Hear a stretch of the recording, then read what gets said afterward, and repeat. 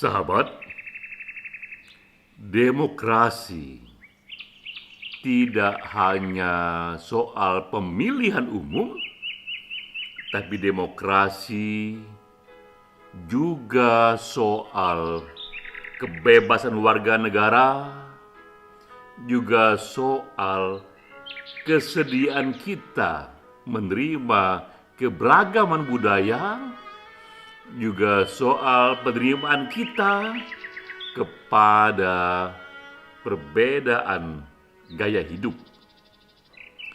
Itulah kutipan yang dinyatakan oleh Tsai Ing-wen, Presiden Taiwan sejak tahun 2016. Tsai Ing-wen menyatakan ini karena ia melihat warga Taiwan begitu kuat mendukung demokrasi, tapi ia khawatir dengan budaya Taiwan yang homogen. Ia ingin ikut mengembangkan makin luas lagi daya terima warga Taiwan kepada budaya yang lebih heterogen, apalagi di era digital. Ini era yang membuat penduduk Taiwan melihat ekspos kepada budaya kosmopolitan di luar sana, sehingga lebih siap menerima keberagaman budaya dan keberagaman gaya hidup. Demokrasi di era digital. Melalui kutipan inilah kita mengantar diskusi webinar kita kali ini yang ke-18. Ini webinar yang diselenggarakan oleh Perkumpulan Penulis Satu Pena. Ini perkumpulan yang didirikan beberapa tahun yang lalu. Kita mendiskusikan buku yang diterbitkan oleh Satu Pena bersama Obor. Ini bukunya Demokrasi di Era Digital.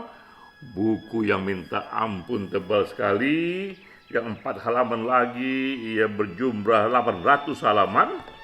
Ada 68 bab di sini dengan total kira-kira 70 tulisan. Ini kita diskusikan dan kita senang sekali karena hari ini yang berbicara adalah para penulis itu sendiri dan juga editornya.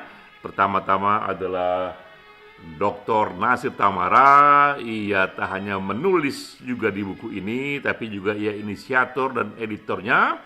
Juga yang menjadi pembicara adalah Dr. Katrini Kubontubuh dan juga Pak Cepi Hakim. Ini buku yang banyak sekali mengupas isu-isu demokrasi di era digital, semacam handbook, kumpulan berbagai isu seputar topik ini. Nah, ini bagian saya yang akan saya bicarakan kali ini. Pertama-tama saya ingin bicarakan demokrasi dalam kerangka makronya. Bahwa benar kita ada dalam tahapan demokrasi tertentu, tapi demokrasi itu adalah sebuah roadmap. Demokrasi itu adalah sebuah evolusi. Ia berkembang dari demokrasi yang baru sekali, yang belum matang, lalu mengalami konsolidasi menuju demokrasi yang penuh, yang demokrasi disebut demokrasi pada puncaknya. Nah, dalam kerangka makro ini Indonesia ada di tahap mana? Ya? Karena itulah kita akan bandingkan kualitas atau tahapan demokrasi di Indonesia dengan di dunia. Indonesia ada di mana dan apa tahapan selanjutnya. Saya juga akan bandingkan demokrasi di Indonesia dalam konteks negara-negara muslim lainnya. Lalu di bagian kedua, kita masuk ke topik inti dari webinar ini adalah efek dunia digital kepada demokrasi. Kita mulai dengan situasi ini, bahwa sekarang ini jika kita ingin membuat perbandingan antara satu negara dengan negara lain untuk mengetahui tahapan demokrasi, maka kita berurusan pertama-tama dengan measurement. dengan cara bagaimana kita mengukurnya, dengan parameternya, dan sekarang sudah dikembangkan apa yang disebut dengan demokrasi indeks. Ada berbagai nilai-nilai di sana yang dikumpulkan menjadi indeks. Ini disusun oleh Economist Intelligence Unit, sebuah badan independen yang berpusat di United Kingdom, di Inggris. Sejak tahun 2006, mereka menilai lebih dari 100 negara di dunia berdasarkan kualitas demokrasinya dengan kriteria yang mereka sebut demokrasi indeks. Maka ratusan sistem politik di dunia itu mereka kategorikan dalam 4 tahap ini. Inilah tahapan-tahapannya. Pertama adalah authoritarian regime. Ini regime yang otoriter, ya. Kedua, hybrid regime. Ini gabungan antara sistem otoriter dengan satu elemen atau dua elemen dari sistem demokrasi. Ketiga itu flawed demokrasi atau demokrasi yang cacat. Satu tahapan lebih jauh lagi menuju pada sistem demokrasi, tapi masih ada kekurangan di sana. Lalu berikutnya masuk lagi ke dalam full demokrasi. Inilah puncak demokrasi, puncak dari evolusi demokrasi. Dalam 4 tahap itu kira-kira di manakah posisi Indonesia? Tapi sebelumnya kita masuk dulu kepada cara mengukur. Bagaimana mereka mengukur satu negara untuk sampai pada tahapan-tahapan ini? Maka ada 5 indikator yang mereka ukur. Pertama, mereka ingin ketahui kualitas pemilu di negara itu, seberapa pemilu di sana sudah berlangsung secara bebas, langsung, dan inklusif, menyertakan semua warga negara secara setara. Kedua juga yang dinilai adalah keberagamannya, apakah negara ini memperlakukan segmen-segmen beragam itu secara setara, ya. Juga dinilai kebebasannya, juga dinilai pemerintahan yang berfungsi, dan juga partisipasi politik. Jadi 5 indikator inilah yang membuat mereka kemudian membuat judgement untuk membuat kategorisasi apakah negara itu ada dalam tahap authoritarian regime, ataukah hybrid regime, regime campuran, ataukah di demokrasi yang masih cacat, ataukah di demokrasi yang penuh. Ini 5 kriterianya. Maka kita lihat di sini ketika mereka masukkan lebih dari 100 negara ke dalam 4 kategori ini, negara yang otoriter itu ada sekitar 57 negara. Negara yang dalam rejim campuran, hybrid regime, ada 35 negara. Negara yang berada dalam flow demokrasi atau demokrasi yang cacat, demokrasi yang belum sempurna, ada 52 negara. Dan negara yang sudah matang dalam demokrasi, full demokrasi, demokrasi terkonsolidasi, ada 23 negara. Contoh negara yang matang itu umumnya adalah negara-negara Eropa Barat, terutama negara-negara Skandinavia, itu adalah Denmark, Swedia, Finlandia, Norwegia, Jerman. Ini dianggap negara-negara yang demokrasinya sudah puncak. Di bawah itu adalah negara yang demokrasinya belum lengkap dan masih cacat, flawed demokrasi. Indonesia di tahun 2020 masuk dalam kategori ini, demokrasi yang masih cacat, demokrasi yang belum full demokrasi.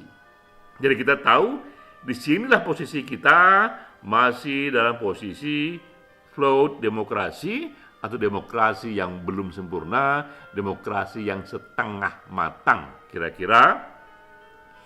Namun jika kita bandingkan kepada 50 negara muslim, 50 negara yang majoriti populasinya muslim, maka Indonesia masuk ke dalam 3 besar.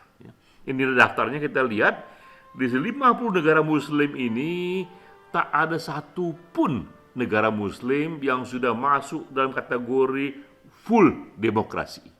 Tak ada satu pun negara muslim yang sudah masuk dalam tahap demokrasi terkonsolidasi, demokrasi yang lengkap. Paling jauh kita berada dalam demokrasi yang masih cacat, flawed demokrasi. Itu pun baru 3 negara. yaitu Malaysia, Tunisia, dan Indonesia. Jadi kita lihat di negara Muslim, Indonesia walaupun tadi kategorinya masih demokrasi yang belum sempurna, masih demokrasi yang cacat, tapi di 50 negara Muslim kita masuk dalam kualitas paling tinggi 3 besar. Bersama dengan Malaysia, bersama dengan Tunisia. Ya. Ini situasi kita di tahun 2020. Namun kemudian di tahun 2021, ini luas diberitakan bahwa terjadilah itu pelemahan dalam demokrasi di Indonesia. Jadi tahun ini penilaian dari tahun sebelumnya, bahwa di Indonesia terjadi yang disebut deteriorating democracy. Demokrasi yang mengalami pelemahan, demokrasi yang mengalami satu kemunduran. Ya. Mengapa ini mereka agak mundur? Seringkali ini yang dijadikan alasan. Mereka menyaksikan di sini bahwa terjadi pelemahan KPK, sementara KPK atau korupsi atau pemerintah yang bersih itu menjadi salah satu syarat dari kriteria demokrasi yang matang itu. Juga mereka melihat kurangnya public discourse soal omnibus law.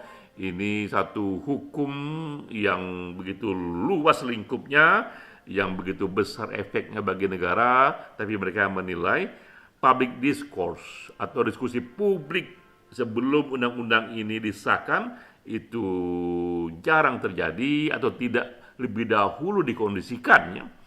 Dan juga dinilai juga bahwa pemerintah itu lebih represif atas oposisi. Jadi 3 kondisi ini yang membuat mereka menilai, sungguh pun kita sudah berada dalam kondisi demokrasi yang setengah matang, namun tahun 2021 kualitasnya menurun sedikit lagi akibat adanya beberapa persoalan yang berlawanan arus dengan arus demokrasi yang lebih matang. Ya. Nah, sekarang kita masuk topik kedua, apa efek era digital kepada demokrasi di Indonesia dan juga demokrasi pada umumnya. Ini efek positifnya, ya. Bahwa dalam era digital partisipasi politik individual lebih aktif di media sosial. Ini era yang orang bilang adalah era teknologi kebebasan.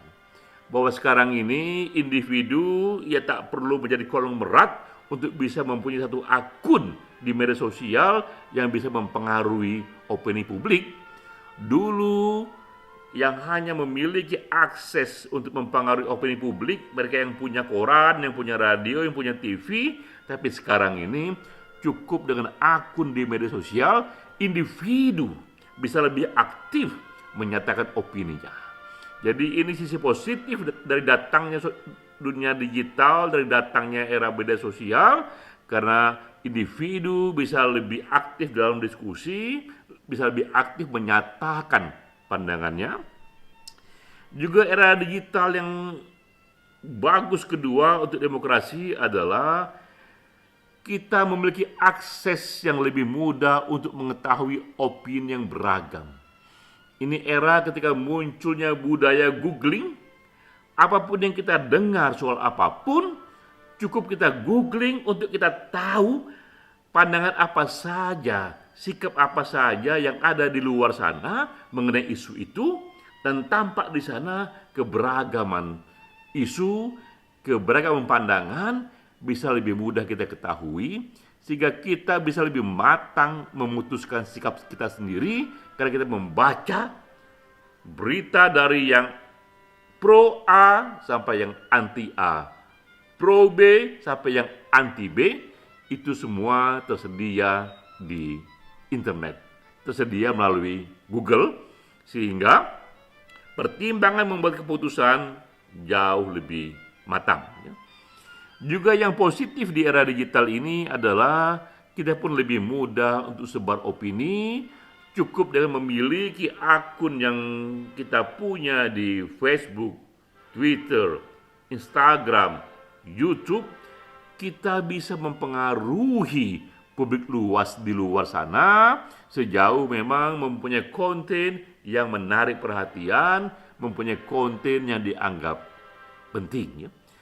Jadi Era digital inilah membuat kita merasa individu lebih bisa masuk mempengaruhi dunia demokrasi. Namun juga ada sisi negatif dari era digital ini, dan ini yang perlu perhatian kita lebih jauh lagi, bahwa membuat kita rentan terhadap intervensi asing. Ini adalah kasus dalam Pilpres di Amerika Serikat tahun 2016. Kita bisa mengikuti riset-riset yang sudah dikerjakan, bahwa di era itu diberitakan agen Rusia sudah menyebar sekitar 80.000 posting palsu yang menjangkau dan mempengaruhi 125 juta pemilih di Amerika Serikat dalam Pilpres 2016, sehingga muncul isu bahwa Rusia berada di belakang kemenangan Trump. Di era ini ternyata mudah sekali bahkan agen-agen asing untuk membuat akun yang seolah-olah akun itu akun orang Amerika atau akun orang Indonesia. Padahal dia bukan orang Amerika, padahal dia bukan orang Indonesia. Lalu melalui akun itu mereka menyelinap ke berbagai grup-grup komunitas di media sosial. Disitulah mereka mempengaruhi opini dengan menyebarkan posting-posting yang palsu. Jadi intervensi asing itu makin mudah untuk masuk mempengaruhi politik dalam negeri melalui opini yang disebar dalam media sosial. Efek negatif kedua adalah meluasnya hoax. Publik semakin ahli membuat berita-berita palsu, bahkan sekarang ini tidak hanya teks dan foto yang bisa dikerjakan Photoshop, ya.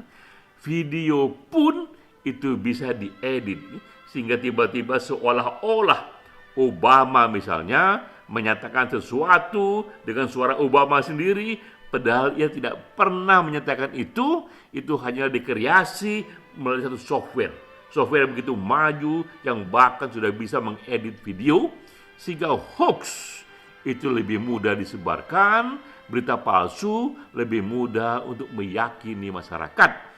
Dan publik semakin bingung, terutama mereka yang tidak kritis, membedakan mana realitas yang asli, mana realitas yang palsu, mana informasi yang asli, mana informasi yang disesatkan.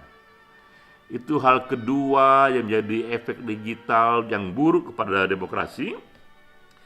Dan ketiga juga yang efeknya buruk adalah mudahnya publik atau individu melakukan political harassment. Dengan satu isu khusus, ya, mereka mudah sekali menganiaya secara politik siapapun yang ingin mereka jatuhkan, dan tak semuanya dengan data-data yang benar. Kadang-kadang itu data setengah benar, tapi dikemas demikian rupa.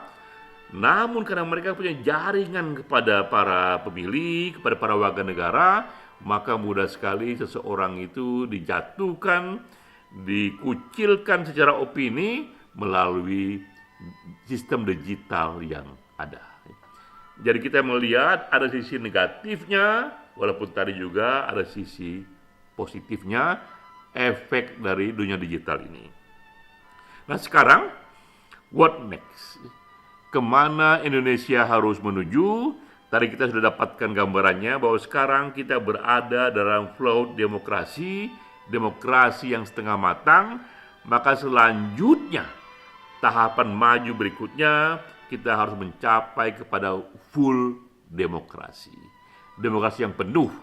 Namun itu hanya bisa dicapai jika kita memenuhi kriteria tadi, bahwa ada satu kualitas pemilu yang semakin bebas, semakin langsung, semakin rahasia. Juga ada penghargaan kepada kebebasan dan keberagaman masyarakat, juga ada penghargaan membuka peluang kepada partisipasi politik yang lebih luas dan lebih toleran kepada oposisi. Dengan cara itulah kita bisa berubah dari demokrasi setengah matang menuju kepada full demokrasi. Justru di era digital inilah tahapan ini lebih mudah bisa dicapai, ya. Dan nanti efeknya jika kita masuk ke dalam full demokrasi itu tidak hanya untuk Indonesia, tapi Indonesia akan menjadi role model, akan menjadi negara muslim pertama yang berhasil masuk ke dalam kategori full demokrasi secara stabil. Dan efeknya akan besar sekali karena Indonesia bisa membawa gerbong 50 negara muslim itu secara massal masuk ke dalam gelombang keempat demokratisasi. Kita tahu di tahun 90-an itu terjadi gelombang ketiga demokrasi, ketiga revolusi di Uni Soviet itu menghancurkan Uni Soviet sehingga negara-negara Eropa Timur secara massal mereka masuk ke dalam transisi demokrasi. Ada Rumania di sana, Hongaria, Bulgaria, Cekoslovakia, mereka pelan-pelan tumbuh menjadi negara demokrasi ya. Juga termasuk juga ada di sana Georgia ya. Itu era ketika bahkan negara yang komunis sekalipun bisa secara masif mereka bertransisi ke demokrasi. Negara-negara muslim pun bisa mengalami yang sama dengan gelombang keempat ya. Jika ini terjadi, maka ini akan merevolusi wajah dunia. Untuk pertama kalinya dunia muslim pelan-pelan hijrah dari sistem yang selama ini otoritarian atau sistem campuran menuju demokrasi, di mana Indonesia menjadi role modelnya. Jadi kita lihat begitu hebat efeknya jika kita berhasil naik kelas, naik tingkat dari demokrasi yang float, yang cacat menuju full demokrasi, cukup dengan menambahkan di sana dosis civil liberties, dosis kebebasan dan juga kapabilitas pemerintah untuk melindungi keberagaman itu. Jadi sekali lagi kita kembali ke dalam kutipan di awal bahwa demokrasi tidak hanya soal pemilu. Jika soal pemilu saja kita sudah berada di tahap pemilu yang bagus sekali, tapi juga demokrasi adalah soal kesiapan kita untuk lebih menerima keberagaman, menerima berbagai gaya hidup yang berbeda, apalagi di era digital, karena era digital inilah membuat kita terekspos kepada dunia global yang begitu beragam. Salam.